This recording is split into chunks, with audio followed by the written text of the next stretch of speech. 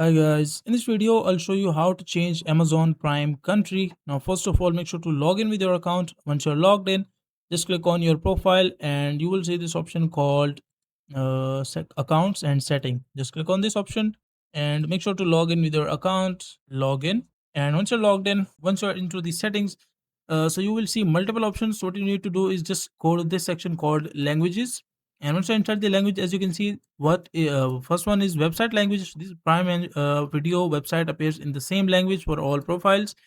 And the second option is streaming language. Now, streaming language is basically the, you can say, the movies language that you will see inside your Prime Video. If you want to change it, as you can see, get video recommendation based on your profile preferred audio and subtitle language. Just click on change, and right now it is set to auto, no language filter. Just set it to custom and just select the language. Let's say I want to select it to Romana.